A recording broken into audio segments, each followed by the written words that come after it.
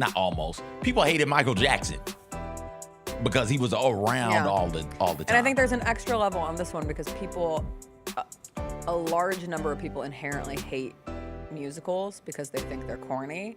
And so you add that layer onto it where... And he was and it's a lot of rapping going on. Yeah.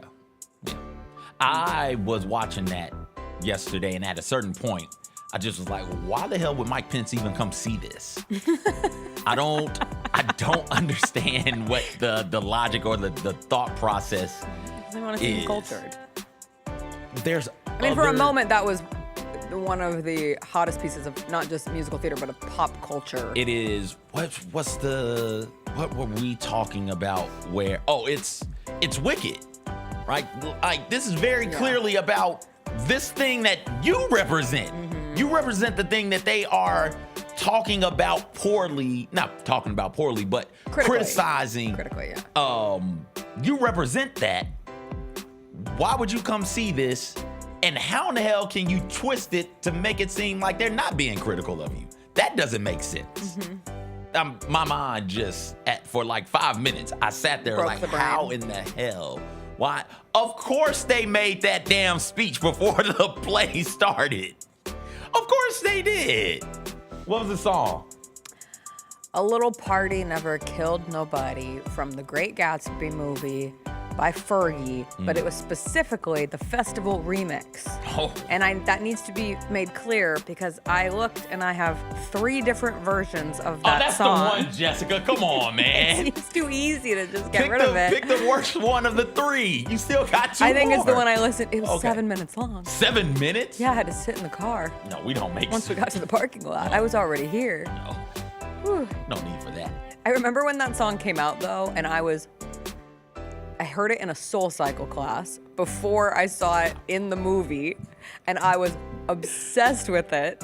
And I kind of want to go back and rewatch The Great Gatsby movie with Leonardo DiCaprio. All right. It's been a minute. Okay. I heard that song while in Soul Cycling. You're kind of telling on yourself. There were a lot of stories like that for a long period. I could get back into it. I could get back into the saddle, as they said. What's up, everybody? It is Thursday, February 20th. It is going to be a good day. Jessica Benson with you from the Grind City Media Studios in Memphis, Tennessee. CJ Hurt behind the glass coming up on today's show. The Memphis Grizzlies are back. Grizzlies basketball returns tonight. The final 2 months of the regular season begins. Brevin Knight is going to join us in the 3rd segment from Indianapolis, where the Grizzlies will face the Pacers later this evening. Teresa Walker will join us in the 2nd segment. We'll get her thoughts on the Grizzlies. The Four Nations Faceoff Final is tonight. Is it the biggest game in hockey since ... I don't know when. We'll ask Teresa. Plus, the NFL salary cap is going up, how that can affect the Tennessee Titans. We will end with a little Theater Thursday. CJ saw Hamilton here in Memphis last night, and we're doing a draft. Thursday draft day. In honor of SNL 50, we are drafting the best SNL cast members of all time. It'll be a fun one. You know what we say. More cowbells?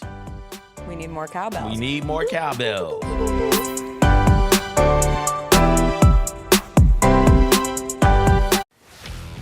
Let's face it, there's a lot of trash talk in basketball, but the great teams let their performance do the talking. Like Ford F-150 with Pro Power on board, a class-exclusive industry-first feature that turns your truck into a mobile generator and leaves the competition speechless. Ford F-150, official truck of the Grizzlies. Greatness starts here at your Mid-South Ford dealer. Class is full-size pickups under 8,500 pounds, GVWR.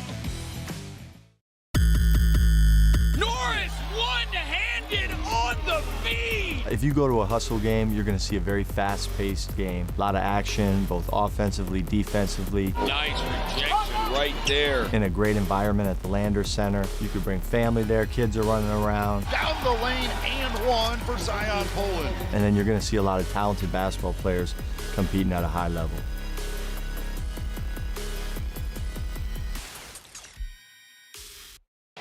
At the National Civil Rights Museum, history moves us forward.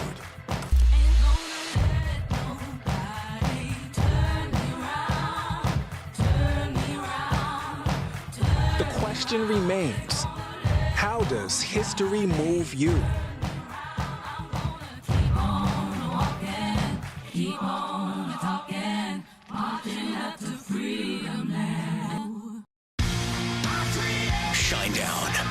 Dance Kid Dance Tour. Live in Memphis. FedEx Forum, Saturday, August 30th. With special guests, Bush and Morgan Wade. Get tickets now at livenation.com.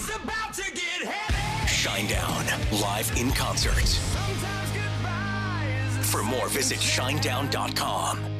Thanks for showing up, Memphis. Nothing beats catching your Grizzlies IRL, and nobody knows that better than you. So next time you want to hit up a game, Ticketmaster's got your back with tickets to every upcoming matchup. Whether you're catching the Grizzlies at home or on the road, you'll find tickets at Ticketmaster, the official ticket marketplace of the Memphis Grizzlies and the NBA. Keep putting that jersey collection to use and get Grizzlies tickets today. There's no better brag than saying you saw it live. See you courtside again soon, Memphis. We did get a new shoe that dropped today that we should all be able to get if we want it. Fire. And it's been one people have been waiting for a long, long time. Yep. Asia Wilson. What do you guys think about the shoe? I love it. It looks great. We see people wearing Jaws. We see a lot of people wearing the GT line. But then also we see a lot of NBA players wearing the Sabrinas. Sabrina, yeah. I bet you there's going to be a lot of NBA players wearing that. I agree with you on that. Oh, yeah. The Sneak Fest Show, live Tuesdays at 2 p.m. on Grind City Media on X, YouTube, and the official Grind City Media mobile app.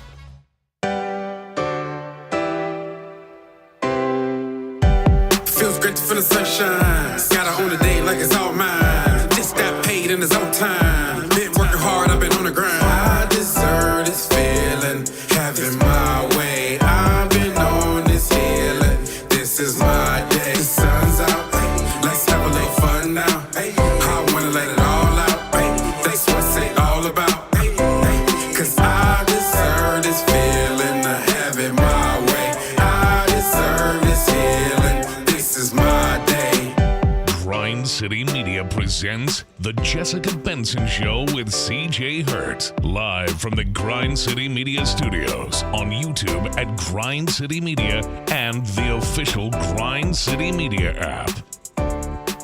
What's up, everybody? Happy Thursday to you. A very cold day here in Memphis. It is 9 degrees this morning, but I am hot and ready to go because the Memphis Grizzlies come back tonight. Yeah, CJ? Yeah, you reacted a little aggressive.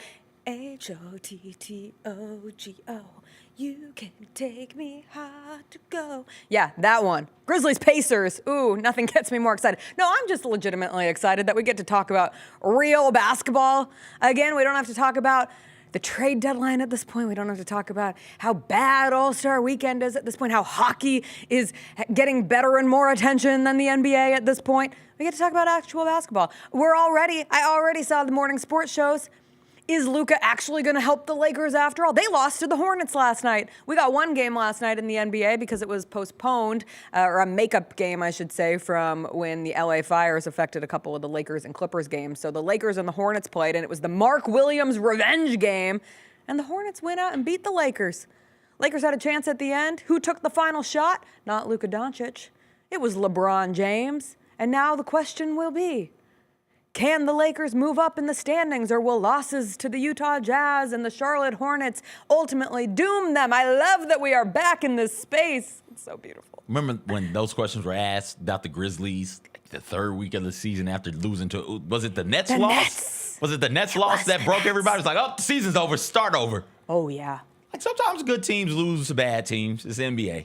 And when it's earlier, but see, that's the key. Mm-hmm. When it's earlier in the season, you can get over it. When it's right now, you start really fine-tooth combing, magnifying glass, like, will that loss to the Hornets last night be what keeps the Lakers from moving above the 5 seed line? I love that. It makes it feel so special. And for the Memphis Grizzlies and the entire NBA, less than 2 months of the regular season remain. Less than 2 months. It is February 20th. The regular season ends on, I believe, April 13th. So this really is the final push. It is not the second half of the season. It is the post-All-Star sprint to the end. And obviously with the Grizzlies coming into tonight, still in second in the Western Conference, Nuggets right behind them, a half game out. But I was on the Chris Vernon show yesterday, and he brought up something that I had seen circulating on Twitter that is the Phil Jackson rule, that if you are a true contender, it's the Phil Jackson 40-20 rule, where if you reach 40 wins before you reach 20 losses, you are a true contender. And there are 2 teams in the NBA this season who have already achieved that status, and that is the Thunder and the Cavs. But the Grizzlies at 36-18 certainly have the potential. They just have to win 4 before they lose 2. And it all starts. Do you have with the schedule Pacers in front tonight. of you? I sure do have the schedule. All right, what's those next 6 look like? Pacers. Okay. Magic. Okay. This is a back-to-back. Pacers tonight, Magic tomorrow. Here we go. Cavs. Oh. Suns. Okay. Knicks. Oh. Spurs. Okay. I believe. Okay. I think we've got So something. give it to me again. So Pacers. Magic. Cavs. Okay. Suns. Okay. Knicks. Oh. Spurs. Oh. Revenge on the Knicks. Oh. See, you want to know what? I believe in the revenge on the Knicks. It's a home game. It'll be is the a home second game. home game back. It's a weekend home game. It is a weekend home game. Need you guys to come out and support. Please. Can't let these Knickerbockers come in here. I'm more concerned with. I'm not concerned about the Pacers tonight. Like, take it seriously. Respect your opponent. The Grizzlies have been very good against the East. The Magic, who are having one of the most abysmal three-point shooting seasons ever, they're one of those long, physical, defensive teams that the Grizzlies have tended to struggle with being on the second night of a back-to-back. It's a good test. We'll call it that. It's a good test right out of the break, and we will see if they can get to the magical, mystical 40-20 achievement. Do they? I think they do. Okay. I think they do. Yeah, I'm going to say it. I believe they will, and that they are a true contender. And one of the reasons why is because I saw with my little eye yesterday 2 things that nearly brought me to tears, CJ. Nearly brought me to small trickles of water coming out of my eyes. The first was the injury report. And we don't always show the injury report because that got to a place where it was a little doomy and gloomy. But I think we have to celebrate positive injury achievements. And when I saw this injury report hit my timeline yesterday, I about gasped. I didn't quite know what to do. This is the cleanest, straight out the laundry injury report that we have seen from this team. I would like to take a quick moment, just a quick moment, just think about it. Think about the double-paged injury reports of a year and a half years past. Think about every time one name would come off, another would somehow magically land upon it. And it wouldn't just be one. Like one name would come off and 2 more would be added on. Yeah. But now, Good stuff. Not one injury. Not one injury. Those 4 names, I didn't see a single left hyperfixated jingly-jangly ankle on that. I'm a left doctor. hyperfixated jingly-jangly ankle? I don't know if you know this, but I'm watching The Pit. And I now work in an emergency room, so I only speak in specific medical jargon. So you might not know what a hyperfixation jingly-jangly ankle is. But as a partial team doctor, I sure do. So anyway, that injury report, good news for the Grizzlies, who coming out of the All-Star break are healthy. You also would hope, Ja was still dealing with that shoulder soreness a bit. You now have an extra week of some rest and hopefully recuperation on that front going into this next stretch of games. And speaking of Ja, the other thing that I saw yesterday that took me by surprise, frankly, was the statement that Zach Kleiman gave Drew Hill over at the Daily Memphian, and shout out to Drew Hill for asking the question. We kind of briefly mentioned the words from the Ringer reporter Howard Beckman, and I say words because it wasn't a report and it wasn't a story. It was peak. Things were said during an All-Star break, aggregation takes over, and next thing you know, the internet is ablaze in conversation of, would the Grizzlies actually trade Ja Morant someday? And TLDR, Zach Kleiman's answer is no. And stop asking about it. It was a wordy response from Zach Kleiman, but the full statement was as follows. I can't blame other executives for fantasizing about us trading Ja, but it's just that. Fantasy. That's what Mariah Carey was talking about. We are not trading Ja. Continue to underestimate Ja, this team and this city, and we will let our performance on the floor speak for itself. I'm not going to give this nonsense further oxygen and look forward to getting back to basketball. cue the Bleacher Report graphic. We're not trading Ja. This was not necessary because, again, it wasn't ever serious. It was nonsense. But I think it's very appreciated, and that's a strong-ass statement from Zach Kleiman. I think it was necessary because the fan base is what the fan base is. Grizzlies fans, and most fans, but we're talking about Grizzlies fans, they aren't the calmest people in the world. They aren't. Shocker. Yeah. Stuff like this gets floated out there, and if you don't nip it in the bud, this fan base will be... I've seen this fan base get worked up into a far greater frenzy for way, way less. So just to put everybody at ease outside of the building, because I'm sure people inside the building know, okay, that's some nonsense. We're not doing that. People outside, though, like, oh my gosh, they're going to trade him? And now you've got NBA Twitter in a roar, and you've got Grizz Nation in an uproar as well. And we've seen this, although not exactly like this, but Chris Stapps in New York with Phil Jackson, where he's like, yeah, I'll trade Chris Stapps. And then, boom, that fan base turned quick. And it was, oh, my gosh, Chris Stapps is out here.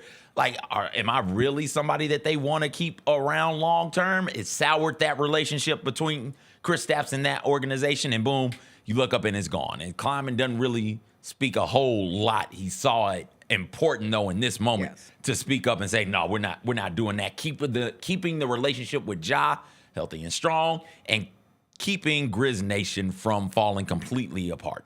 Yes, and because he doesn't speak often, the words carry more weight. Yeah. And I thought this was a appropriate utilization of the weight of those words. And I would think that if you're Ja Morant and had sometimes you hear things, that's the human nature. Rabbit ears, just regular ears. Like you hear trickles of that, and you can think, well, shoot, maybe there are conversations going on. And they just traded Luka. Although I will say, I thought Gary Parrish had a really good point on his show yesterday, because that is now the refrain of everyone. And when this Ja thing popped off, that was a recurring sentiment of, well, if the Mavs can trade Luka, anything can happen. And sure, technically, yes, a meteor could hit the Earth, and apparently that percentage went up from like 1.2% that a meteor was going to hit the Earth to like 3.2%. So we are getting closer. Didn't it start at like 0.8? Yeah, it's going up and up and up. So maybe the whole like, well, what if a meteor hits the Earth isn't really the appropriate time to be using that comparison.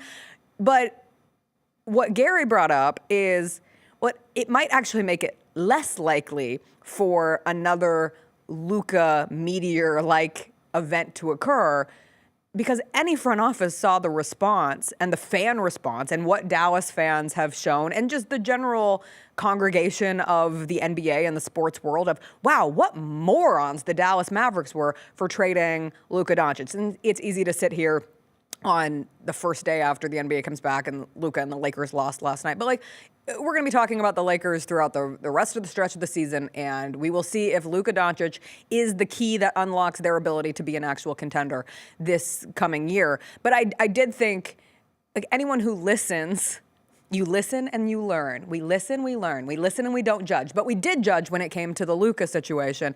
And so you would think that smart minds would understand that's a tough, you better have the package of a lifetime. It better make nothing but sense when you get to that point. But I think ultimately, every time these trickles of, well, what if the Grizzlies traded Ja come out, I'm just struck by the lack of, I don't know, understanding, but the lack of appreciation, I guess is the better word.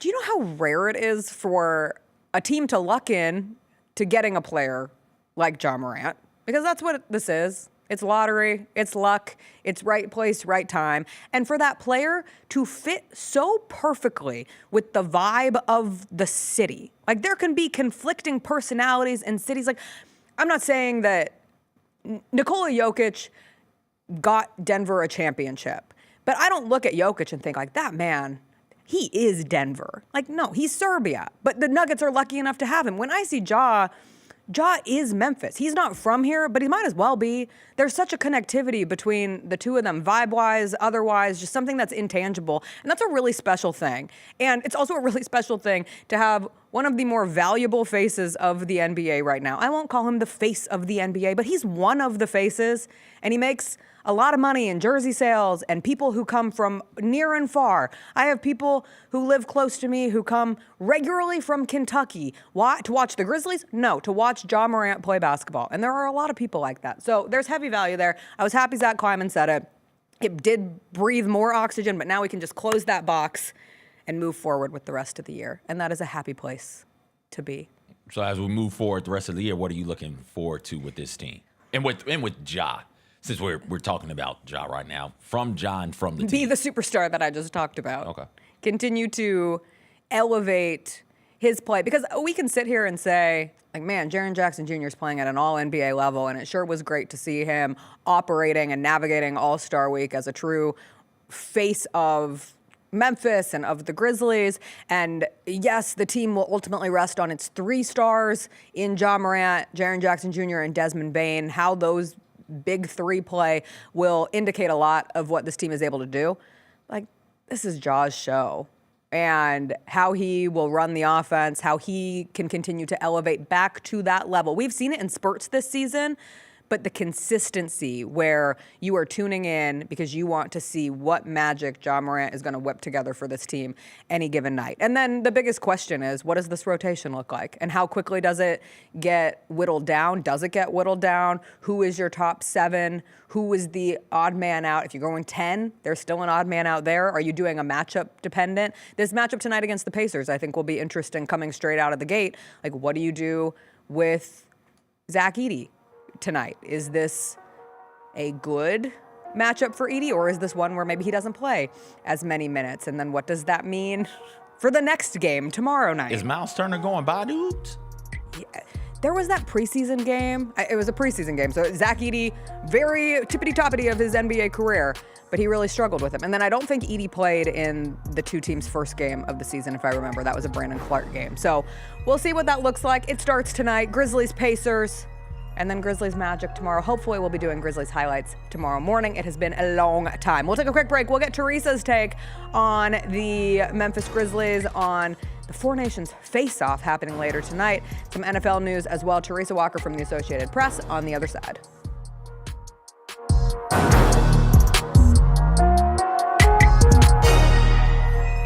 Grizz Nation gets set for tip-off 1 hour before every Grizzlies home game with the warm-up show. Get the latest news, notes, and analysis live from courtside at FedEx Forum. This team is doing everything that Taylor Jenkins and his coaching staff envisioned it could do. Join me, Lang Whitaker, along with Michael Wallace, Jessica Benson, and other personalities from Grind City Media, Memphis, and around the NBA. 1 hour before every home game, live at Grind City Media on X, YouTube, and the official Grind City Media mobile app. Our fans have a huge impact on our ability to play to the level that we're striving for. Drop off, Morant. Oh! Well, you wanted home crowd involvement. I love those moments where you see our guys engaging in the fans, and the fans just get pumped up. They are standing in FedEx Forum. I would hate to be on the other side with the opposition when FedEx Forum's rolling. That's such an unbelievable relationship that our group has with our fans. Kroger shoppers and Grizz fans, one exclusive last-minute discounted ticket deals takes it straight to you during the Grizzlies 2024-2025 season. Sign up with the new Kroger Buzzer Beater deal. Fans can sign up by texting Grizz to 636-479 or visit your local Kroger store in the Delta Division and scan the QR code. By signing up, you agree to receive recurring automated promotional and personalized marketing text messages from the Memphis Grizzlies. Consent is not a condition of any purchase. Message frequency varies. Message and data rates may apply. Anticipate each challenge.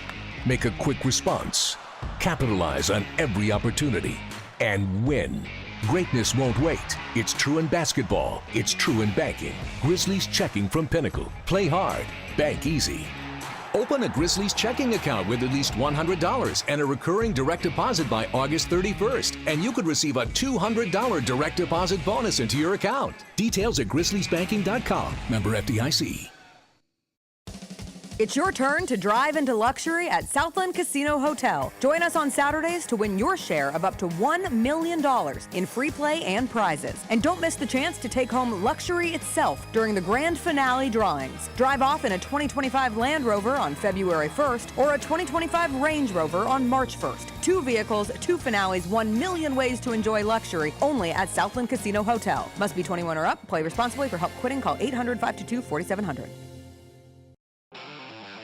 Thanks for showing up, Memphis. Nothing compares to catching your Grizzlies IRL. And that all starts with buying tickets at Ticketmaster, the official ticket marketplace of the Memphis Grizzlies and the NBA. Ticketmaster gets you to the game so you can catch every highlight. Put that jersey collection to use for the next game and get Grizzlies tickets at Ticketmaster. Whether they're here at FedEx Forum or on the road, Ticketmaster's got your back when it comes to scoring tickets. And there's no better brag than saying you saw it live.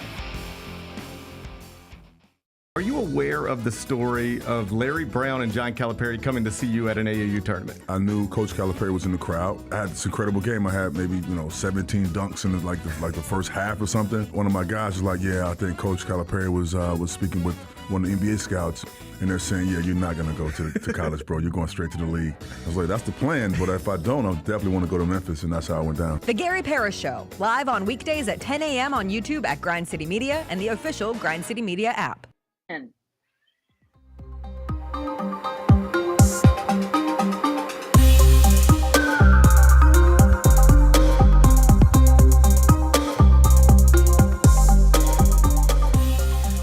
Welcome back. It is Thursday. That means it's time to catch up with one of our absolute favorites, Teresa Walker. Teresa, how's it going this fine Thursday morning? Trying to stay warm. I'm layered up. I mean, it's like burr. It's cold. And it's like, I'm hoping this is the last taste of winter because, I was off yesterday and my husband did not go to work because of the roads. And I'm like, this is my day off. You're interfering with my time. Leave. It's so true. When you're in a partnership, God, I love nothing more than spending time with my husband. We just had a great vacation where I was reminded. I want to really lay it on thick. We genuinely enjoy hanging out together almost all the time. But when I know that I'm going to have a day off by myself, like what you just said, if that time gets interrupted for some surprise reason, God, the disappointment just hits differently. Not just interrupted by them. Yeah. It's like, oh no. I love hanging out with you 99.9% of my life. But every now and then I just want to watch a stupid show by myself or just sit in silence by myself, scrolling on my phone.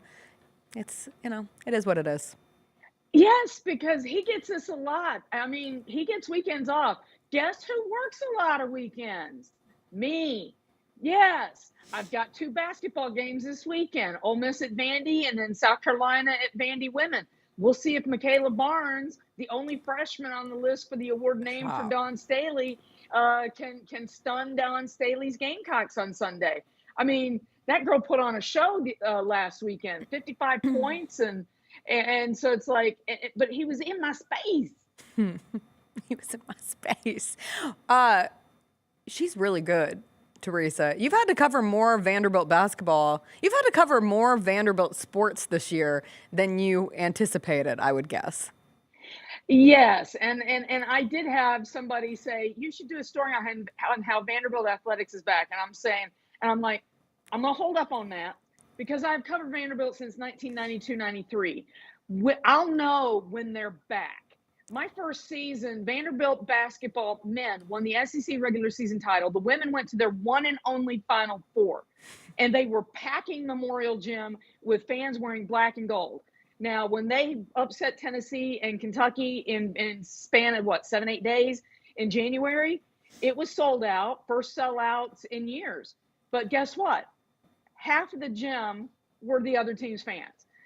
Show me that place filled with black and gold and ringing the rafters. My first year, I could barely hear for a week after they beat Kentucky, after they just assumed to number 1. So it's like, there's good things. Mark Byington, amazing coach. What Clark Lee did on the football field, I've written a story and had to delete many a times for big wins. But for them to beat Alabama in football, Still kind of amazed that actually happened. I held on to my credential, and I'm at a point in my career where it better be an Olympics or a Super Bowl before me to hold on to that credential. I held on to that credential. But Michaela Barnes, she and Shea Ralph are quick to getting Vanderbilt back to being an NCAA tournament threat. And I am here for it because, her and her brother both hit game-winning shots for their teams. He transferred to Stanford as a grad transfer. In the same weekend, they each hit game-winning buckets. And so it's like, it's fun to watch what this young lady is doing because it feels like the ceiling is up. And, oh, yeah, Shay's got more talent in the pipeline coming. So, yeah, they're making me pay attention to them, and I got enough on my plate. The Vanderbilt men's team has lost 3 games in a row now, and I think they've lost their last 4 games against ranked opponents in the SEC. A big upset in the SEC last night with Missouri beating Alabama, 4th-ranked Alabama, 15th-ranked Missouri. When you look at how the SEC is starting to shake out, and the Vols certainly in that mix, they're 6th in the SEC standings, still ranked 6th in the latest AP poll. How interesting is this battle as we go through the very end of February, and we are so close to March Madness? The SEC has remained competitive throughout the entirety of the season. Well, that's the thing. I mean, it's been a war. If you can win on somebody else's floor, that is the mark of being really good in this league. And it's not easy. Vanderbilt held serve at home, lost at Kentucky. Alabama, goes to Missouri. Guess who's at Vanderbilt a week from Saturday? Missouri. And I've got to find somebody to cover that game because I'm going to be out of pocket on a beach. On a beach and attending to me before March Madness really kicks it up a notch. So it's just stunning. The teams that finish strong here in these next 2 weeks, but are going to be setting themselves up. The SEC is going to truly test the committee this year because if they set the brackets going into that Wednesday of conference tournaments, they're going to mess up. Because and I know now people are saying, I just don't see how the SEC gets in more than 9 teams when a week or two ago it was like 13 teams were being projected in. Come on, guys, admit it. The SEC is the premier basketball league in America right now. And going into another school's barn and winning is just tough. Look what Tennessee did to Florida. Florida spanked them like a bad child over mama's knee in Gainesville. And then Florida comes to Knoxville and Tennessee just reverses it. So when they come to Nashville, battle royale is what I'm expecting. I'm expecting ranked teams playing on Wednesday, and God be with me because there's 4 games Wednesday, Thursday, Friday before we even get to the semifinals. This is like, Memphis, I know you're wrestling. This is going to be a cage match in Nashville. A cage match. Do you feel confident about Vanderbilt's ability to get into the tournament, Teresa, over some of these other teams? Okay.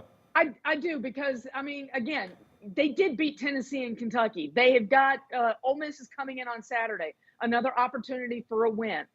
They've got to figure out how to tighten up the defense in the second half. They've been giving up way too many stretches where they just, they go cold and they shoot themselves out of games and their defense is lacking. I mean, Kentucky was shooting like 65% at one point last night in the second half. You do that to anybody or allow that, you will lose. So, but when you look at the quality wins, and I mean, they can easily get to 20 wins. And if you're a 21 team in the SEC and, was the non-conference great? No. Mark Byington literally was transfer portal or us is his roster. Okay. He brought a couple with him from James Madison, but to put this team together and be on the verge of winning 20 games is astounding. And it's a testament to what you can do in the portal if you can coach. Teresa, we were talking about the return of the Grizzlies tonight. They play the Pacers later this evening, first game coming out of the All-Star break. And I know you saw the statement from Zach Kleiman yesterday that he made via Drew Hill. The long and the short of it being, we're not trading Ja.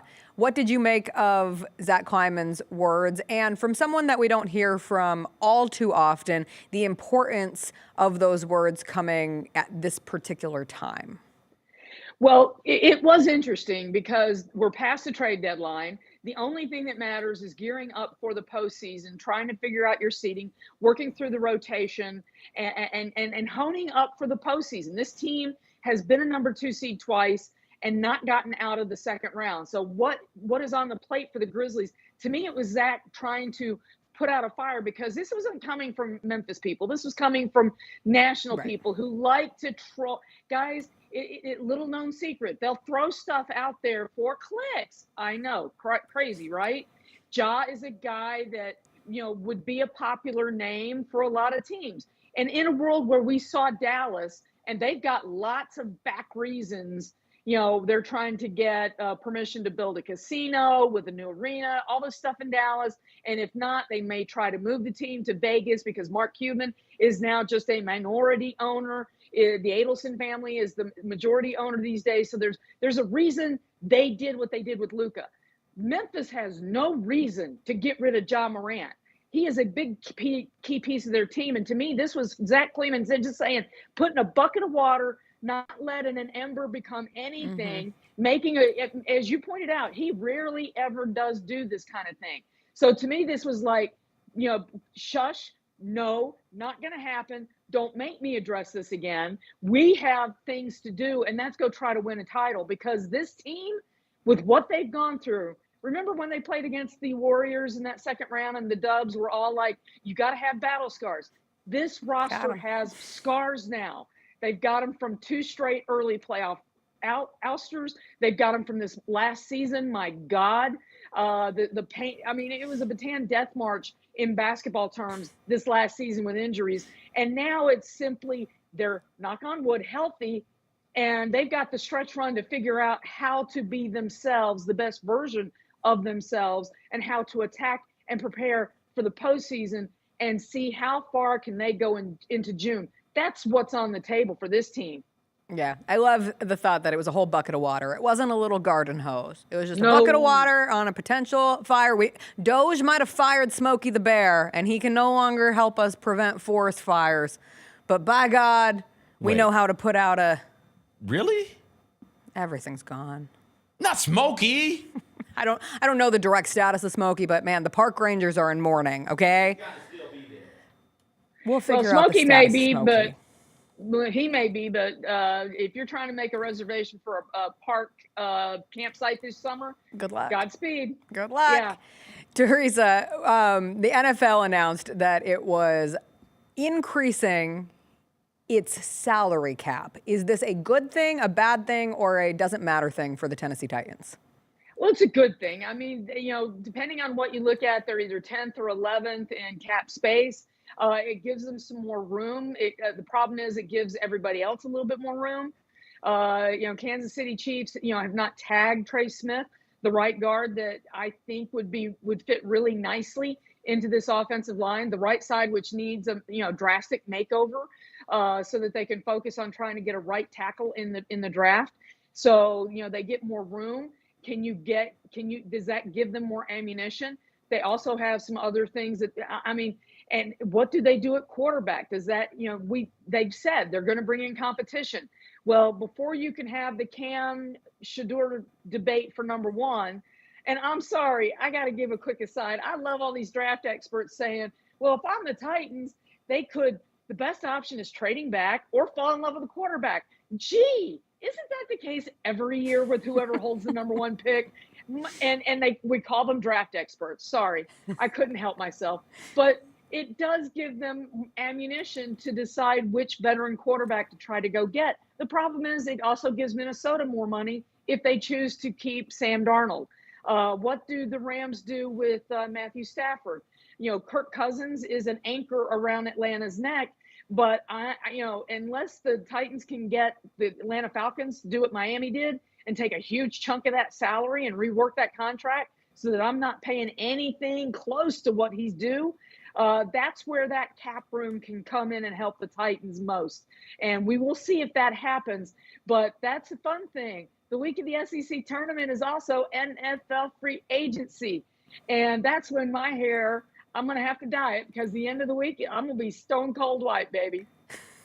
Never, Teresa. You stay young, as busy as you are. And I am curious, will you be watching the Four Nations final tonight? Four Nations Faceoff Final, USA, Canada. You have the Preds up there in Nashville, so you're more connected to the hockey world than we are in general. But suddenly, everybody, and I say that like a little bit in jest, but there really is energy going into this game tonight because of all that happened in the first USA-Canada game. Now the conversations around, is this the biggest game of the season? Is this bigger than the Stanley Cup? In your opinion, is it all of those things, Teresa, and will you be watching?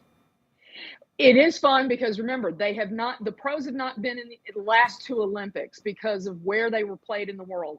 And so they're playing for their countries. And those first 9 seconds the other night, I mean, it was like slap shot, redo. I mean, it's like they were throwing down. Forget face-offs. They were squaring down. So it's like, it feels like there's going to be a lot of energy. And I was in Vancouver in 2010 for that gold medal game between Canada and U.S. And all of Vancouver, the celebrations, they were lining up to get into bars at 8 in the morning to watch that game. They shut off alcohol sales early so that they could keep people from getting too drunk in Vancouver. Strangers were kissing each other in celebration after that game. And so it's like that game means a lot to Canada, but suddenly it means a lot to the U.S. as well. And it's like, isn't it amazing? Nobody's noticing. And it's like the NHL found a way to fix their all-star game issues because nobody wants to see them go back to this. So I'll watch a little bit of it, but I'm kind of curious. I want to see the Grizzlies as well. I'll be doing a lot of channel flipping tonight because with the iPad going, I'll be monitoring, as I usually do, everything and all. Isn't that what you always do?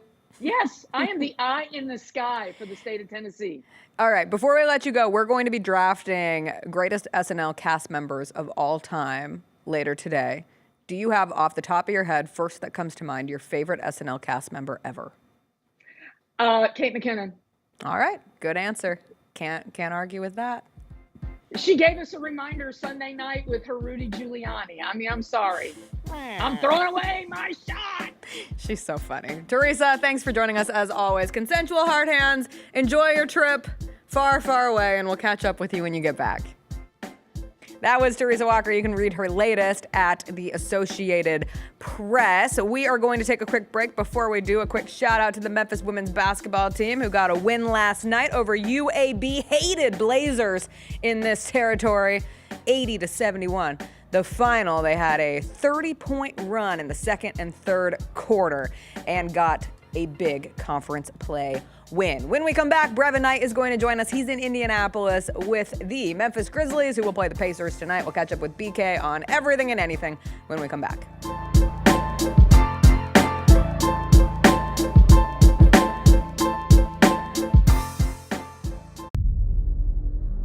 Can't wait. It's time to get it popping. It's gonna be crazy. The fans are gonna be loud. We need just energy. We're gonna need, the Forum rocking. We're gonna need, everybody in Memphis to be out there to come to support. When the fans are good, we're good. Simple as that. A Bane 3, yes sir! Desmond Bane with ice water in his veins. We'll ride the energy together. Memphis Cat is back with his Heaven on Earth tour. I tried to be incognito, but thanks to Shannon Sharp's loud mouth, the gig is up. February 22nd in the FedEx Forum. In my spare time, I infiltrate the Illuminati, look for their secrets, run back, tell y'all. Don't miss this year's most talked about comedy icon live. He's back with brand new material, an unmatched wit, and an electrifying performance. Get tickets at Ticketmaster.com. When it's all on the line, you turn to the strong, the stable, the unwavering. To those with a history of raising their performance, to meet the moment. It's true in basketball. It's true in banking. Grizzlies checking from Pinnacle. Play hard. Bank easy. Open a Grizzlies checking account with at least $100 and a recurring direct deposit by August 31st. And you could receive a $200 direct deposit bonus into your account. Details at grizzliesbanking.com. Member FDIC.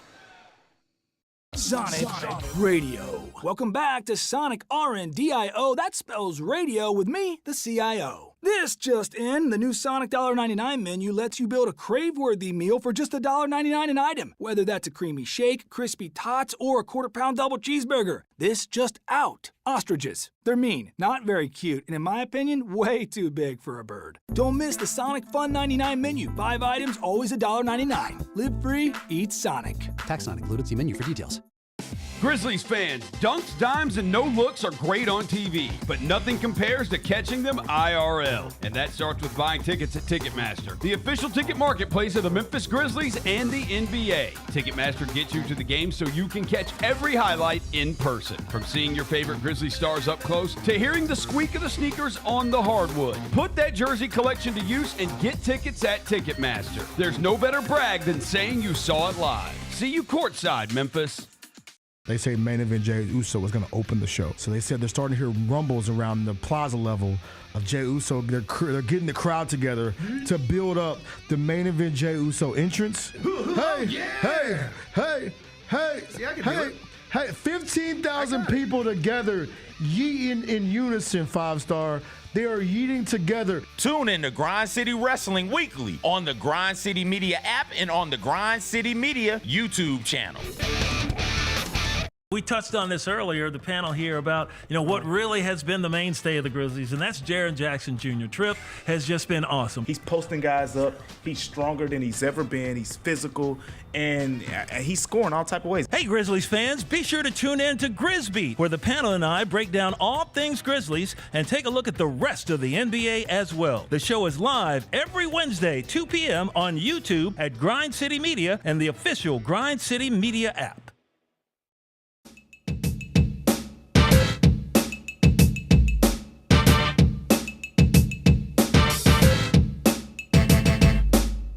Welcome back. Grizzlies Pacers tonight from Indianapolis. You can watch it on FanDuel TV, and that's where you will find Brevin Knight and the whole Grizzlies crew back in action, and the prodigal guest returns to the show. BK, how are you this morning? I'm better than yesterday morning. I will say that. That's I'm good. Ready. I'm ready to rock and roll. I'm here. That's okay. Yesterday was a weird one for everyone. It was icy, it was snowy, it was cold. And now my priorities change. Is like, well, how am I going to get the dogs out to the bathroom in this type weather? And are they okay to really be out here walking on this? So it was different. It's a great question. We're dog sitting right now. We have a little toy poodle, so it's like teeny tiny. And that dog, the second his feet hit the snow, he just starts shaking, uncontrolled. Like, he does not want to be out there. And we don't have little booties for him because he's not ours. He does have a coat, so we put the coat on him. But yeah. And then next thing we know, he doesn't want to walk around. So you want to know what he did last night? He pooped on our couch. That's why I don't do no dog sitting. Yeah. And my dogs know for sure. We don't do no accidents. Now, I got 2 big ones. I got 2 black labs. And so the difference is for them, when they hit the snow, it's like, oh, it's playtime. We about to run crazy. But I'm like, but I don't know how long y'all should really be running in this without, they got the jackets on, but they don't have on any booties. Yeah. And so I'm like, I don't want to be that person that's like, that was pet abuse. He had his dog out there, and I'm like, They're dogs. They're wolves at heart. They'll be fine. Right. They wanted to go to the bathroom, and they want to run in it. I'm not forcing them to be in it. Yeah, it's their choice. So if they're wolves, why do they need coats all of a sudden? I know. Don't get me started on the coats. Where we at with coats? Why do dogs need coats and booties? I don't understand. Because the coat is to make us as humans feel like that we're being good to the dogs. I think that's what it is. The dogs, when they first put it on them, they were like the toy. They're like, bro, how am I supposed to go to the bathroom? What am I doing with this on? Now it's just like, oh, we can go outside. Okay, put the coat, whatever we gotta do, put it on so we can just go outside. It's like the childification of dogs, the further childification. Like, if you're putting your kid outside, you better put a coat on them, so you're treating the dog that way. And then the dog eventually gets to the point where they realize if they get the coat on, they get to finally go outside and do what they actually want to do. So it all works out. Did you have a nice All-Star break? Great All-Star break, man. I played a lot of golf, went out to Palm Springs with Dina, and so we had a good time. Golfed every day. She played a little tennis, and then had some good dinners. Some really nice restaurants. I'd never been to the desert.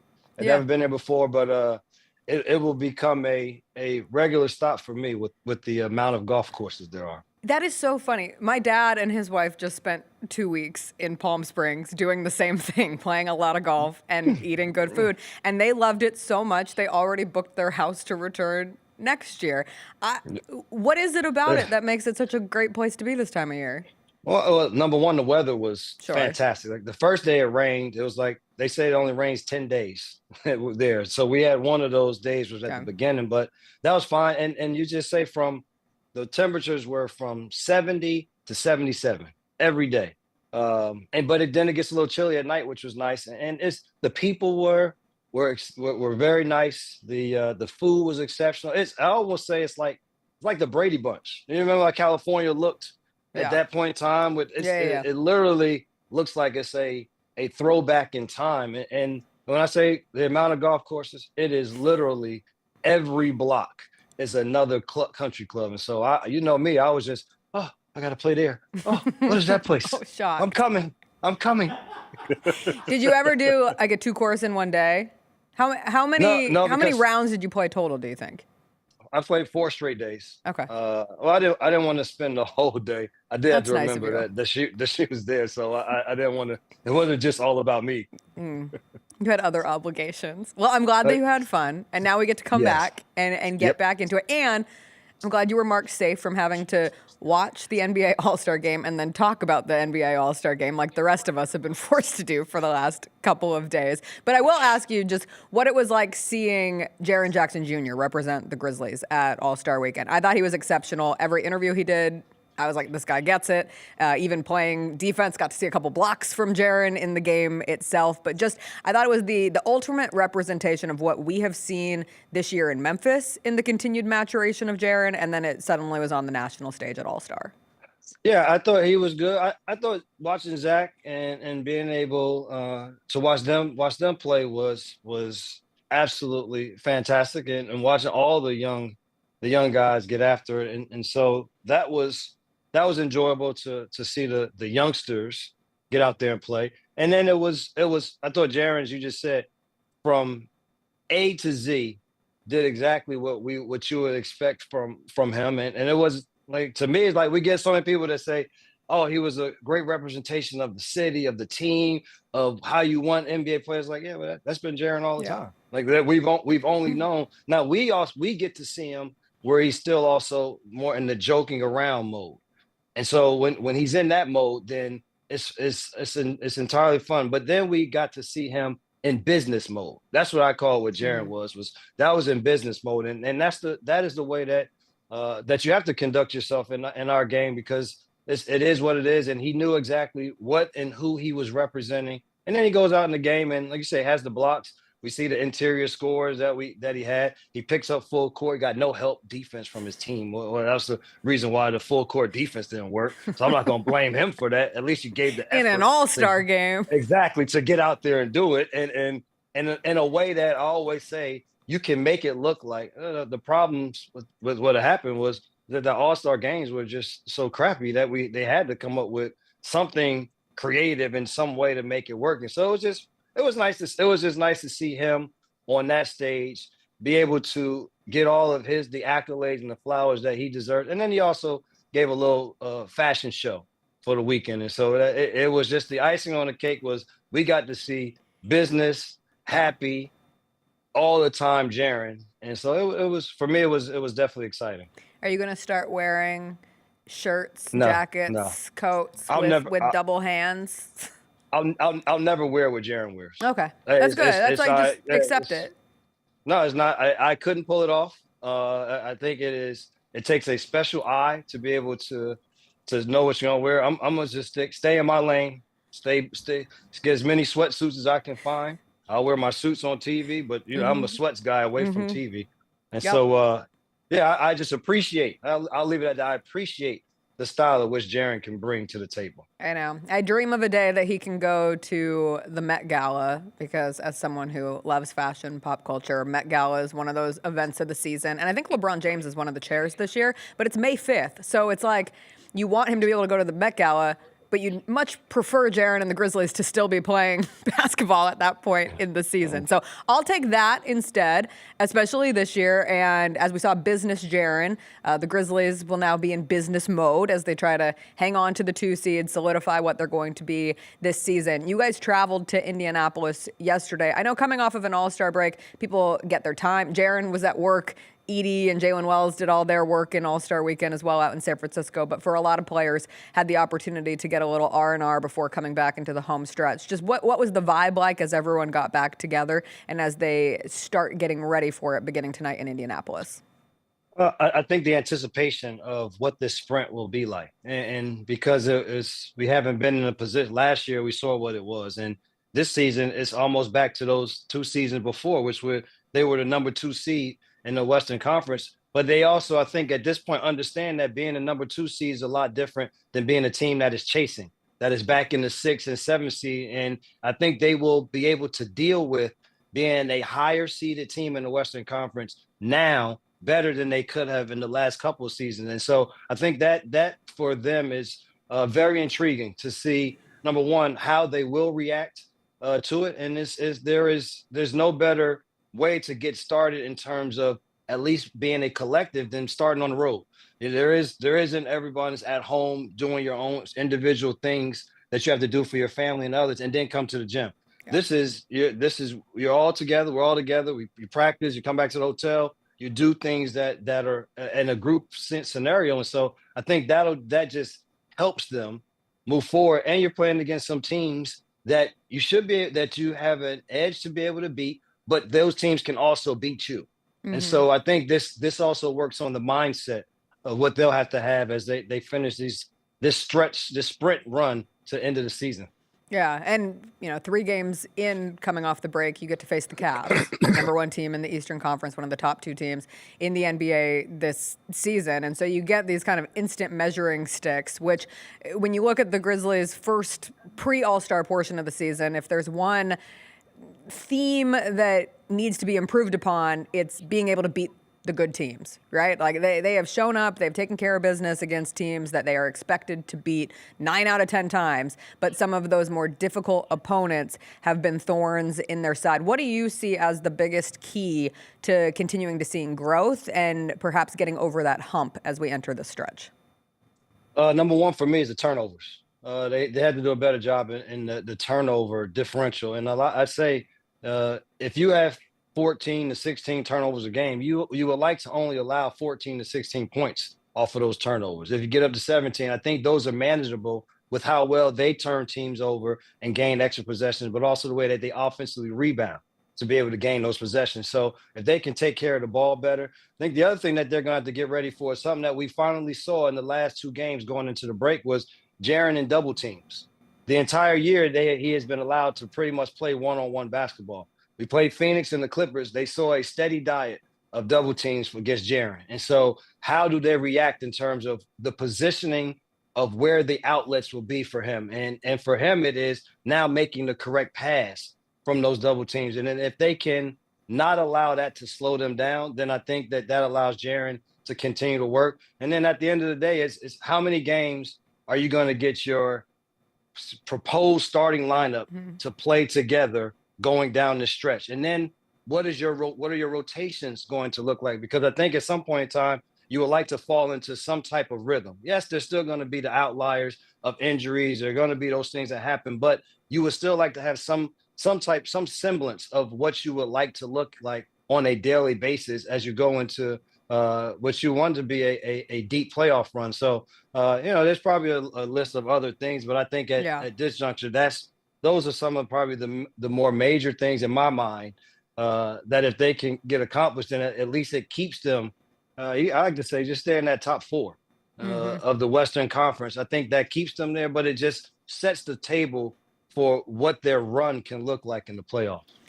Those rotations, I think, stand out because of all of the energy that comes from last season and injury reports galore. And now suddenly here we are, the first game coming out of All-Star break, and it is the cleanest injury report. It is squeaky clean. It has not a single injury on it. It's just the guys on their 2-way transfers. And it's really the first time where, like, you knock on wood, you cross the fingers, but there should be a stretch ahead where you are at full capacity. What does the sweet spot of that rotation look like to you? Because the Grizzlies are so deep and they've been able to rest on that depth, and that's certainly a strength, and they play fast and are able to wear teams down. I thought the game against the Suns was a perfect example of the Suns just didn't have depth to run with the Grizzlies, but notoriously you want to tighten that rotation as you enter more playoff-like basketball. Is there at this point in the season something that makes the most sense to you, or is this just a tinkering it out over the next month and a half? I think it's still somewhat of a tinkering out, but the reality is the minutes of your major players should start to go up.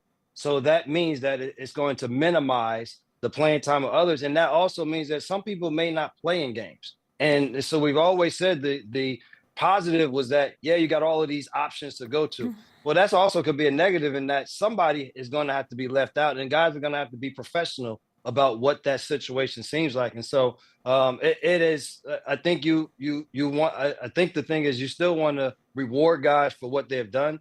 But then at the end of the day, like I said, because the starters minutes should elevate, then that just kind of is going to put some other things in place. And I think in terms of the turnovers, that goes directly to like, how are you going to handle the basketball outside of the Ja Morant minutes when he's not on the floor? What will it look like? How will they deal with those situations? And I think this is a time for them to work on just that. How will they approach it? And I think this, at the end of the day, for me, it's just Scottie Pippen Jr. will, in some way, have to continue to learn what it's like to be in that backup role. Because if we remember, our playoff runs were good because Tyus also was good. We had somebody that when Ja did go to the bench, who was a primary ball handler to be in the game. And so, me, I'm always a fan of allowing people to be who they are, not trying to force people to fit into just certain situations. And so let's just see how that all plays it out. But it'll be, I think the non-Ja minutes in terms of who's going to handle the ball, how they're going to play. We know they'll move the basketball. Everybody will have a hand in it. But I think that'll be very important.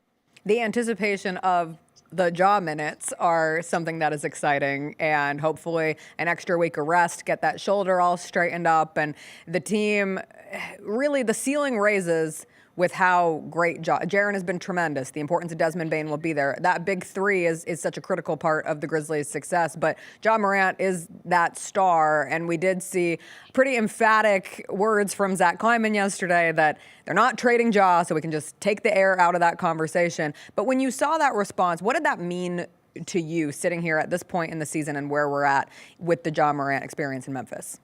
Well, I thought Zach handled it the exact right way. I'm not going to fuel it by continuing to talk about it just because we have some anonymous person that came up with a tweet or whatever. And so why give credence to it or to allow it to keep going? But what you do like to do is you like to make sure that your star player understands that we're behind you, that is not the talks that we're having. That's not the mindset that we have at this point. All that they want to do is continue to support him, to allow him to be on the floor so that he can do what he does, which is better than 5%, better than 95% of the rest of the league. And so I thought it was to make sure that he understood that. But also I thought Zach just did a good job of not having to keep talking about it. And the point to Ja Morant is, yes, we've seen the ascension of Jaren Jackson Jr. Yes, we've seen Desmond Bane's the totality of his game. We've seen this team start to play better. But at the end of the day, he has an it factor that nobody else has. Mm-hmm. And that's just the reality of it all. And so when he's on the floor, as you say, it is just a difference in the way that the game runs. It's a difference in the way that this team is able to play. And so, and now it gives you three guys at the end of a game that you can feel comfortable with finishing the basketball game in whichever way it may be. But the ball in his hands, his creativity and what he's able to do is unlike any other. And so, yes, him being out there, him feeling confident about how this team feels about him is paramount. And so I'm hoping that for him and for the team that he's ready for a big stretch run and one in the playoffs where they're able to show a different basketball team than what we have seen in the past playoff series. All right, before we let you go, the Thunder have been dominant all season. Grizzlies will get another crack at them pretty early into March. But outside of the Thunder, the team in the West that you think is the biggest threat to the Grizzlies is who? We see Denver playing. I mean, Denver has hit a really nice stride, but now you say the biggest threat to me, you look down at those teams who are 7, 8, 6, 7, 8 down, and those are some scary basketball teams. When you start talking about LA Clippers getting Kawhi Leonard back in a situation where he is healthy, and then to go along with how well they play defensively. But I always say, when you're a good team, you have offensive guys who are willing to play defense. And that's what the Clippers have. They have size, and they got Tyronn Lue, who has just been absolutely magnificent as a head coach. The other team is the Golden State Warriors. And you worry about them just because of the fact that of what Steph is able to do, the way Jimmy Butler gets to the free throw line. They'll have this edge because they say Draymond's already said they can win a championship, which I don't believe in any way, shape, or form. But they are a dangerous basketball team, and so those are the teams. The other team is if the Dallas Mavericks. People got all upset about what happened, but if they are able to have two of those big guys come back healthy, and they get P.J. Washington back with the mindset that Kyrie Irving has right now, they become extremely hard of a team for people to beat in a 7-game series because of how they can mix and match so many people. They can shut you down defensively, and then they have two bona fide offensive guys. So I look at those teams. Yes, the other teams are where they are, but those are some of the teams that worry me in any way. Brevin, it is always a joy to have you on. Thanks for joining us from the road, and we'll have to get you in studio sometime when you're back. Hey, listen, as long as the weather's good, I'll take the ride on down to see you. But not too good. Well, it's okay because it'll only be good enough for it to be good golf weather after we get done. Okay, fine. Sounds good. All right, have a good one, Brevin. We'll see you later tonight. All right, y'all too. Good seeing y'all. Bye. That was Brevin Knight. You can catch him on the Grizzlies television broadcast tonight. FanDuel TV, 6 o'clock tip between the Grizzlies and the Pacers. You know I love a 6 o'clock tip, CJ. That means I'm in bed by 9. That is a special kind of day. I cannot wait. I see that you are slamming through the chats. We're just in the chat. This is discussing. a MIDI free zone, actually. 5 people. Five people salute. The middies are coming out. In my imaginary world where we have a studio with decorations, like I think about this sometimes. Like I created like a sim room because I loved The Sims and making my own house. We would have a sign that said MIDI free zone. But it would have mittens on it. But you would have to know. It's not a MIDI free zone. I've shown repeatedly. This is a MIDI free zone? That is. But in your box. That is not MIDI free. Okay, we're going to take a quick break. When we come back, MIDI we are free. drafting. Don't you go to that damn break. It is a draft day. Don't you go to that break, Jacob. The jury says. Jacob. The jury doesn't rule. I do, and we're taking a break. You can't rule the MIDI militia. I sure can. You can't. No, you can't. Jacob, this is happening. Jacob doesn't know. Jacob. No. We're serious. We're a business. Didn't you? Just like Jaron at All Star and the Grizzlies coming out, we are a business-like organization. And we're going to business-like draft some SNL cast members. The greatest of all time. I can't wait to piss people off. Part of what made some of these people funny was that they showed their middies all the time. I've seen Will Ferrell's middies my whole life. I've seen. But God forbid I show my middies. My chesticles can't come out. Yeah. Okay. I think it's... Maybe next time. I think it's... All right. We'll come back. We'll draft SNL cast members after a quick break. And CJ will keep his shirt on.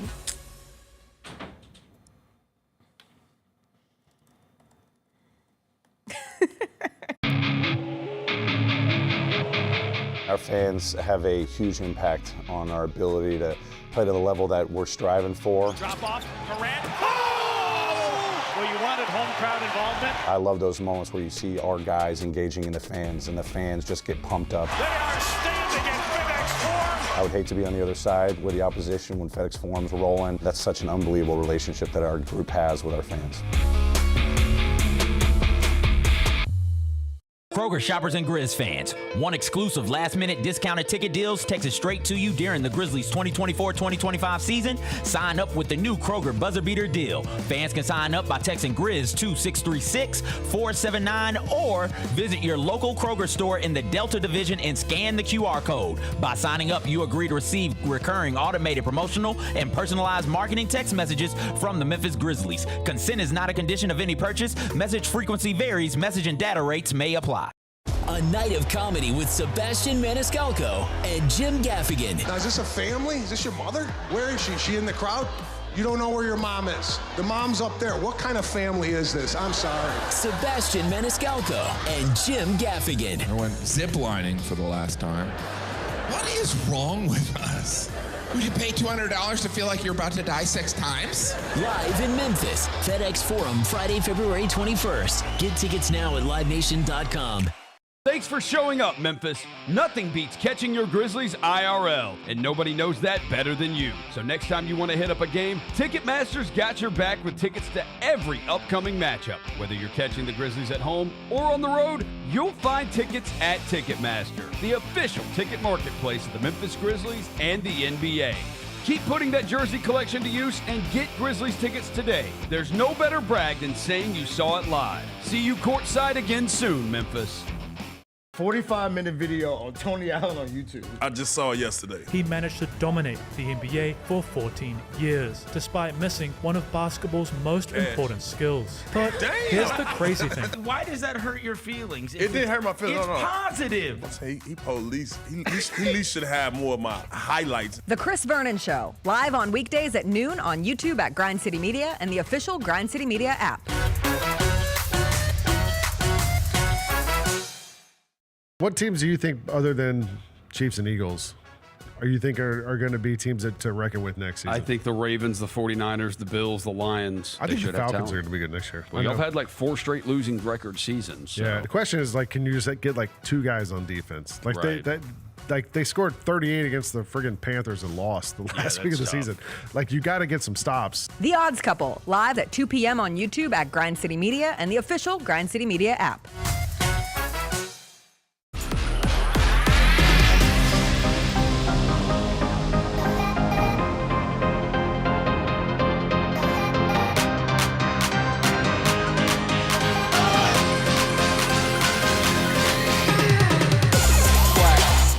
Going already. I love when new people come into the chat and are active, right? Yeah, because the old chat members are trying to catch them up on the things that have happened.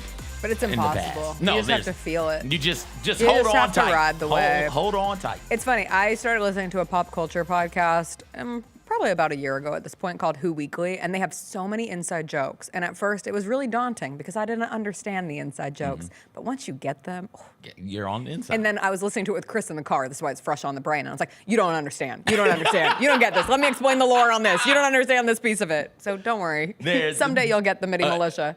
Immediately, we've gone from MIDI militia to, hey, what's your guys' stance on pregnant parties? I knew that's where I was going to go. You know it. And that's the deepest cut. That's a week 3 of the show's existence. It's deep in there. Once upon a time, yeah, a former NFL player told us good stuff that pregnant women should not have specialty parking spots. Which I kind of agree with. Oh my God. You gotta walk some of that off. It's good for you. It's healthy for you and the baby. It is. Jessica, as the furthest right person to walk while on pregnant. this show, what about with the bags when you're done? Aren't you pushing a shopping cart? I don't know. What if you're trying to strengthen your pregnant arm muscles? Well, then that's good for you pump also. Some iron. It's good for you. When you get pregnant, you what might if not your know ankles this. are so swollen? You don't know this, Jessica. But I do, because I'm a man. Let me mansplain women's pregnancy to you. Thank you. When you're pregnant, you can't just lay around there, man. You got to move around a bit. Yeah. If anything, pregnant parking should be at the very end of the target to make these pregnant broads walk in. Now we're calling us broads. That's acceptable still. I could do that. You should have the choice. You get to choose. Do I want to walk more today for the baby? I'll park further away. Am I having a day where I feel like I'm a bowling ball and can't walk? I need to be rolled? I should get an easy spot. I didn't know I was working with a pro-choicer. I'm pro-life. You did. I'm pro-life on this one. You absolutely knew on all things. As the furthest left person on this show, you should always be able to choose between walking from the last parking spot or the first. No, The choice of the parking spot as the furthest is right, mine as the and furthest my right fellow person, women's. you got to do what's good for your life, and we have become way too sedentary as a people in general. And I'm going to make the pro-life choice of making everybody walk, Well, I'm including just the gonna, pregnant people. here on February 20th, no special month going on at you all. can't I'm do just that. here to say that the greatest band in college sports, I think it might be, I have to say the USC marching band because I can't, the Ohio State. Ohio State. Yeah, one of I these can't do dudes that. is an I can't Ohio do that. State I guy. know. I know. Welcome. We're all Big Ten country here. We're all on the little graphic together. But yeah, it's got to be, either USC or Ohio State if we're giving it to them. I don't know who the other good bands are these days, so I can't even make Miss this Kim joke. brings up a good point. Some people get put on bed rest early on in their pregnancy, to which my response is, watch your pregnant ass out shopping Well, I at agree Target. with that. You're not at the store if you're on bed Right. rest. That's when you get to order someone around to do it for you. Yes. I was going to say your husband, but sometimes you don't have a husband. Just somebody. Just somebody. Find the nearest person and tell that person to do what you want to do. Do your exactly. bidding. All right, let's draft. Let's it is do a draft day. Who gets the first pick? I feel like this is very important It today. is. It's really important. It is, because the Oh, one I'm is a Eddie Murphy. bumblebee. And I'm Bat Duck. Bat Duck. Protecting Gotham City. Rachel, where is she? Quack, quack. This is slow. Ooh. Oh, my. You know what's going to happen. God. You know what's... Oh, no, don't wait, slow it's not down. happening. No! Don't slow down. Incredible. Oh, my gosh. Rigged. As the most right person, furthest right person, I want to redo that. Count the votes. Recount them. Mike Pence Jacob still has the courage to do Jacob the still right has the chance to do the right thing. All right. With the number one pick in this draft, because it would be my number one pick regardless, but it is my number one pick to make sure that CJ does not get him. Give me Eddie Murphy, someone who was always too good to be on the show, but was on it anyway. One of the funniest people to ever exist from the beginning time where he's 19 years old. They need to fill time on an episode, and he comes out and does stand-up for a couple of minutes. And it's not even his best material, but the way he is able to command a stage, command a room from that point forward was everything. I had 4 best of SNL VHS tapes growing up, and one of them was Eddie Murphy, and the James Brown hot tub sketch, plus the sketch where Eddie Murphy dresses up as a white man, I think was the first time I ever heard the term two Americas in my life as a little white girl growing up in a suburb in Colorado. And I learned so much from Eddie Murphy through his comedy on SNL. I think a lot of people have, because as a kid, you're not really allowed to watch SNL most of the time. No. And so I feel like a lot of people have I used to sneak and watch SNL, or have that first time I encountered SNL. And so for us, was that tape. Yes. And it was a great night. It was the first time I saw actual boobies. It was incredible.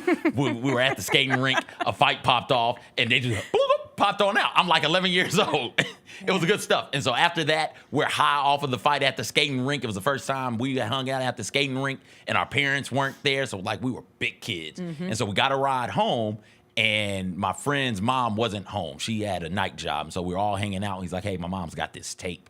Y'all want to watch it? And the only thing I knew about Eddie Murphy was like Dr. Dolittle, the Nutty Professor. Like I knew that because he had transitioned to doing those family movies. So I knew that part of Eddie Murphy. I was like, okay, everybody says this dude is really, really funny, but like they're all old. They're from the 80s. What the hell do they know? And my stomach to this day still hurts from all of the laughing we did watching the skits you brought up, the James Brown skit, the black guy dressed as a white dude skit, Mr. Robinson.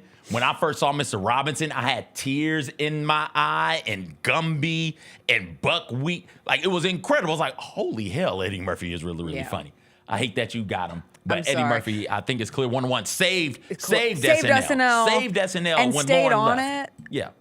The day I found out that SNL person I was watching on the VHS tape was the same as the voice of Mushu in Mulan. That was like a formidable pop culture moment Has Shrek in come out my yet? life. No, Okay. Shrek was later. Okay. So then by that point, you're like, because when did Shrek come out? Like 2000? Yeah, so this was Yeah, very so Mulan small was like difference. 96, yeah. Yeah, 96, 98. That like that. Disney Renaissance Yeah. period. Anyway, Eddie Murphy, 101. Yes. Good pick. Great pick. I will take. Give me Tina Fey. No! Listen, the Sarah Palin character alone, forget everything else, but the Sarah Palin character alone submits Tina Fey as one of the great cast members of SNL. But you throw in her work as the lead writer of the show, the first woman lead writer of SNL. You throw in the fact that she was a part of the first all-woman desk on Weekend Update. Throw in the fact that Tina Fey is just effing funny, right? Like, she is so funny. The Mom Jean sketch? Come on, man. Give me Tina Fey. Great. I think she is the clear GOAT of the women on that. And there are so many funny women, and we'll see who gets taken off the board. But as a writer, like, to show that you could be the funniest person on that show when you were a woman. And then that carried over into 30 Rock. Oh gosh, 30. We could have just done an SNL, like a post SNL career. She's way up there. Yeah. But the fact that people to this day think that Sarah Palin literally said, "I can see Russia from my house," that is a great historical contribution from Tina Fey. So good. Like, it's so funny. Wait, she didn't? I'm pretty sure Palin did say that. No, she didn't. It's she a didn't? fake quote. Oh my gosh, Tina Fey's so good. I can see Russia from my house. And Amy Poehler and their relationship is adorable. All right, good pick, good pick. That one's coming next. Don't give it to me. You can't take. I Now can't. you're putting me As in the a furthest bind. right woman, as the furthest right woman, Whatever, as the most give me right the men. person on the show, I can't absolutely take two Give me the hilarious men. women. With my number Give 2 you the pick, men. I'm going to take Norm Macdonald, the GOAT of Weekend Update. He is the kind of person who can read a phone book and it will make me laugh. Oftentimes when I'm watching John Mulaney comedy, I have like essences of Norm Macdonald, but no one did O.J. Simpson jokes like him. He gets this early of a pick for me almost solely because of the monologue that he delivered when he was hosting the show after he had been fired from the show, and goes on and on about how he could possibly be funny enough to come back and host when just 1 year ago he wasn't funny enough to stay on the show, and then turns it all around to, well, the show just isn't funny anymore, and that's the only possible explanation for why I'm here today. So good. And he not being alive to be a part of SNL 50 was one of those things that like drastically stood out to me that night. So many of these people like have legends, like their lore. Yes. And Norm is one of them, where like people will talk from cast members past and present about, hey, Norm Macdonald did blah, blah, blah, blah, blah, and it was hilarious. And the cameras weren't on. We were just like, Norm, why are you being funny? Yes. You get paid to be funny. You don't have to be funny right now.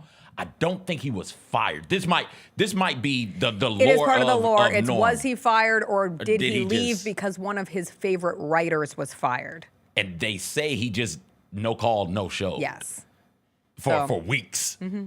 Can you imagine? No, this isn't McDonald's. This isn't Wendy's. No disrespect to those fine establishments. This is SN mother bleeping L. And my man is like, no, I'm done. Mm-hmm. And no call, no show. Don't say anything to anybody. Just like, yeah, I'm out. These people are all crazy. Yes. Like even watching SNL 50, I was like, God, the egos and the general craziness, complimentary. I say that in the most complimentary fashion. Even going back to Eddie Murphy, like he didn't come around SNL for years because of that.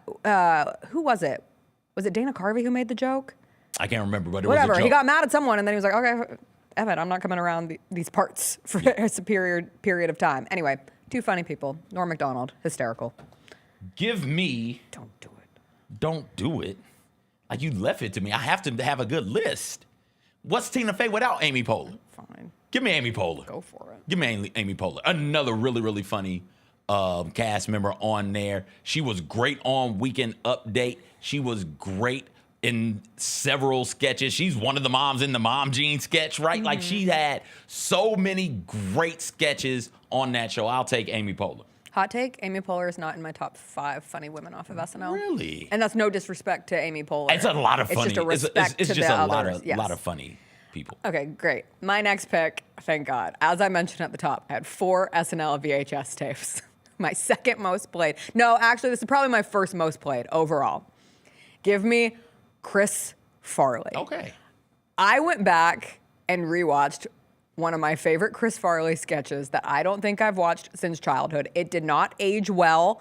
I don't know if it popped up in the In Memoriam segment of canceled bits from SNL's past. It should. It's Mike Myers playing a Japanese game show host, and they're speaking in Japanese. Mike Myers is white. It's a lot of white people doing bad Japanese accents, but it plays on like just the absurdity of those Japanese game shows. And Chris Farley is an American tourist who, I don't speak Japanese, and he has to answer questions, and he actually ends up getting one right because he just writes Godzilla on the paper because it's the only thing that he can assume as an answer. But the purpose of the game show is he learns if you get the answer wrong, you lose a finger. So they're like chopping fingers off on this show, and then he gets it right, and he gets attached to like an electric device, and he ends up getting electrocuted.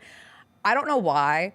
As a young child, like, it brings me back to just peak nostalgia of laughing so hard I cried watching the best of Chris Farley. Living in a Van Down by the River is one of the most quotable pieces of SNL history. Da Bears, the Lunch Lady Land with Adam Sandler, Bennett Brower, the character where he puts everything in quotes and was like, I don't own a toothbrush or let my scabs heal.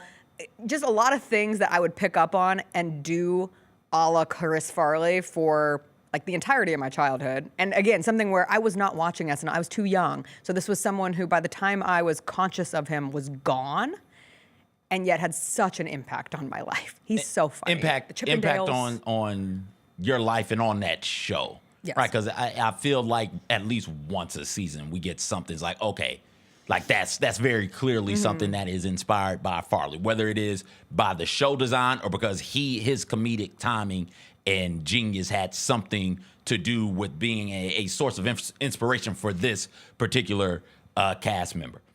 Nothing wrong with that. I understand that. Like, give me Maya Rudolph. I love me some Maya Rudolph, doll. I don't know what to say, Jessica. I just love Maya Rudolph. I think she's so damn funny. Her impersonations are great. Her as Beyonce, incredible. Oh my gosh, I love everything about Maya Rudolph. I'll take it. Oh man, you've left me in a pickle. Well, you got to do what you got to do, dog. Okay. I'm gonna take a woman. Jessica, real quick. Yeah. Just watching a lot of superhero stuff here recently. You can be a good guy, or you can save the world. You got to decide which one you're trying to do. Oh no, I know, but I'm just in. Like, I didn't think. Here's my backstory on this. I was going to take one woman on my list, and that woman was going to be Tina Fey. But then I was going to explain at the end how I couldn't pick between this soup of women that I love from SNL past. But now, if I want to take a woman, I have to pick one of them, and I'm having trouble in my mind deciding which of those I am going to pick. Would you like my assistance? Sure. If you don't take Kate, I'm taking Kate next pick. Oh, see, I'm deciding between 2 others. Okay. So you can take it. Good. And actually, I would have 3 over Kate. Really? And I love Kate McKinnon. I think Kate McKinnon's one of the funniest Jessica, people who that the ever hell are your exists. funny women on this show? Anna Gasteyer. Okay. Molly Shannon. Okay. And Kristen Wiig. Okay, Kristen Wiig is And on I my think list I'm going also. to take Kristen Wiig. You got to take her. I'm going to take Kristen Wiig to give myself a current member. So by the time I was watching SNL regularly, Kristen Wiig, anytime she popped up in a sketch, it absolutely made my day. We just returned to the old Lawrence Welk show skit of her as Judas with the little doll hands. But the best thing about Kristen Wiig is she reached her peak and then she stayed on the show. Like, Bridesmaids came out, and Kristen Wiig was still on SNL. And so Bridesmaids, to me, is my favorite movie of all time.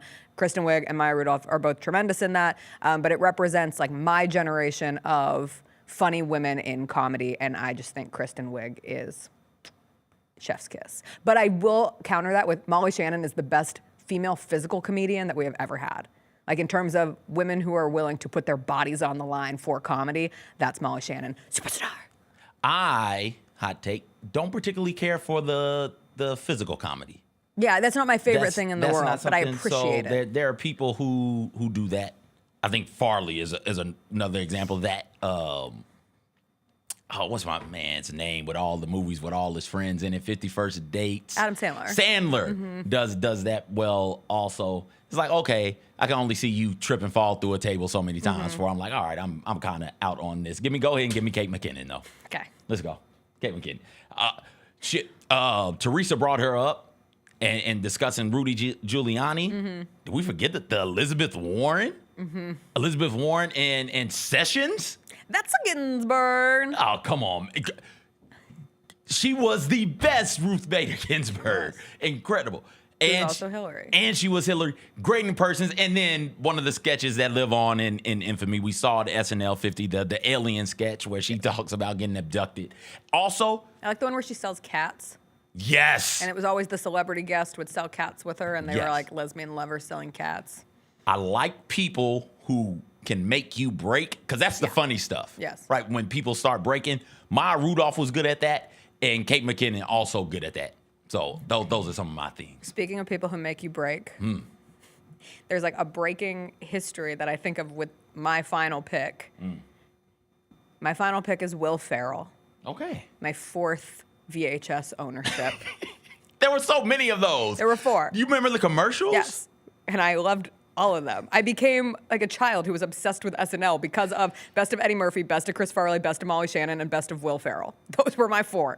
And Will Ferrell, the sketch that he did with Rachel Dratch in the hot tub, the lavas on their, like they were on a vacation and they'd be in the hot tub and make someone else uncomfortable. And I think it's Jimmy Fallon who's in the hot tub with them. But Jimmy Fallon breaks at one point.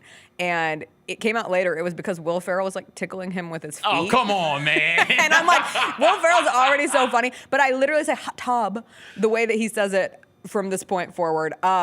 Every Celebrity Jeopardy that he did, the cheerleaders is something that I quote I quoted it on the show maybe last week or so, and you didn't get it because no one gets it. But I always, when someone's singing like UGLY, you ain't got no alibi, I always go into KING, you can't take my king from me, because they're doing it at a chess match.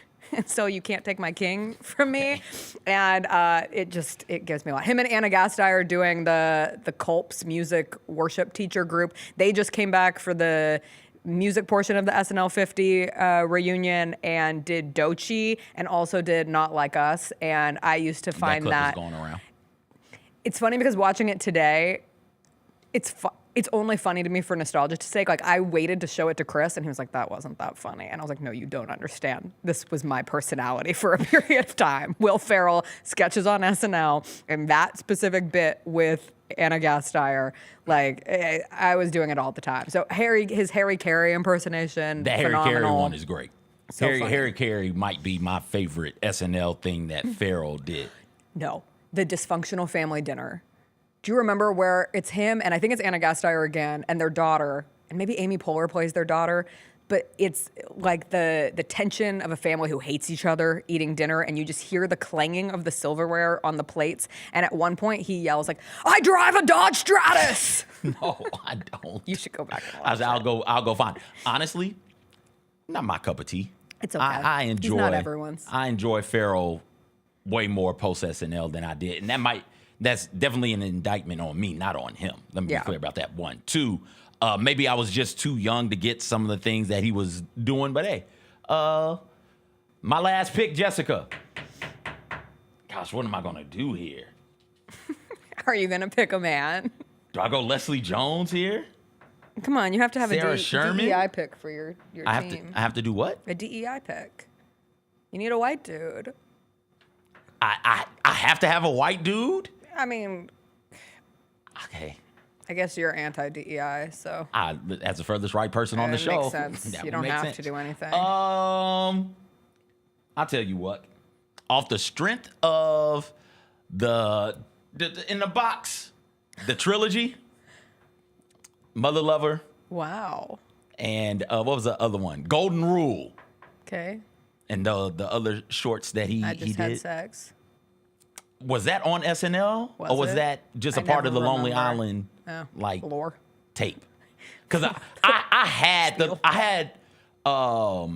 what is it? Infinibad and Turtleneck and Chain. I had both of those. Hilarious stuff. The creep. Give me Andy. Give me Andy Samberg. Okay. That'll round my list out quite nicely. I think I might add, and I think I won. Easy peasy.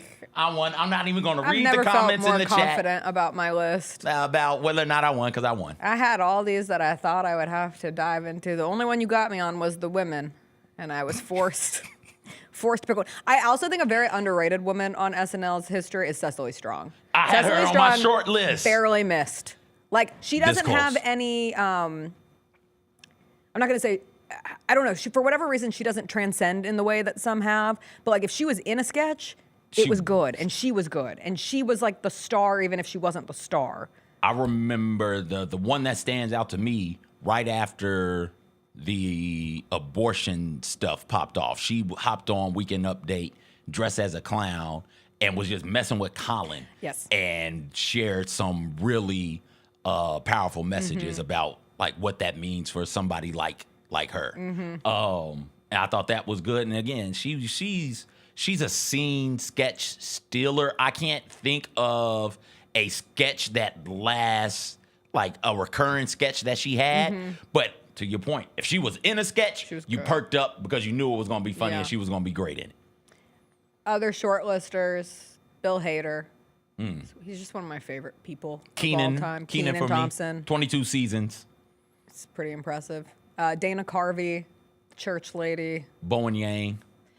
And it's funny that we were doing this because in that anxiety song that they came out with, it was Bowen Yang like saying he had anxiety about falling further and further down on the best of all time list. Bowen Yang at some point, if we're doing this for like 20 years from now, there's a really heavy chance that Bowen Yang has cracked a lot of people's top 5 of all time. He's so funny. Another scene stealer. Absolutely he is. And they lean on him a lot too. Chris Parnell. Shout out that's a good Germantown. one. He's from Germantown? Graduated from Germantown High School. Really? Adopted right here. He was adopted in Memphis. Huh. And graduated from Germantown High School. The like Gilda Radner, John Belushi of it all. For whatever reason, like I respect them and I know they're funny and I know their place in the history of comedy, but they are too far back almost for me. I mean that respectfully, as respectfully as Garrett possible. Morris was one who I thought about getting in there. One of the OGs, one of the original cast members. He was really, really funny from in the clips that I've seen. I wasn't alive in the 70s to see it live, but in the clips that have circulated around, it's like, oh, there's Garrett Morris. He's hilarious. All right, that was fun. Before we get out of here, I need your 2 quick reviews. First, you did not throw away your shot. You're young, scrappy, and hungry. Just like my country? Question mark? I don't know the words.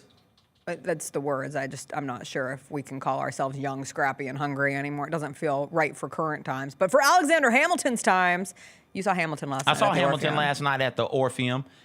I enjoyed it. Good. They are conversations that obviously it's a musical set in the yesteryear, founding of the country, all that jazz, and it has pertinent topics of discussion for right now. But a conversation popped off on our way home where Hamilton is clearly the protagonist, but I don't think of him as the star. I think of everybody else as the star players, and we're learning more about the Burrs of the world, and we're learning a bit more about George Washington and Thomas Jefferson and some of these other major characters of the Revolutionary War and the founding of the nation. We're learning more about them because Hamilton is like pushing the story along. When we left, people were telling each other how much they loved Hamilton in the actor who played Hamilton. They loved him in this sort of a role, and it was great. The King wasn't near as funny as I would have liked him to be. Is it not funny because we have a king? No, we don't have a king yet. I don't know. I saw a picture. The legislative branch is doing not legislative. The judicial branch is doing a good enough job right now. Okay, cool. But it's close. Okay. He's knocking on that door. Okay. No, he delivered lines way more menacingly than I thought he should have. Yeah, but all in all, I enjoyed it. George Washington is always going to steal the show. Whoever's playing George Washington, I think just because of the way that character has to be set up, is always going to steal the show when Thomas Jefferson comes on. He's another one of those that steals the show. Jefferson was funny. The guy who played Thomas Jefferson in Lafayette, hilarious. Yeah. It was good stuff. But yeah, all in all, I enjoyed it. I thought it was good. And I had real trepidations about going out to see it because I just wanted to stay home and be nice, safe, and warm. But glad I went to see it. And then do you want the Captain America one too?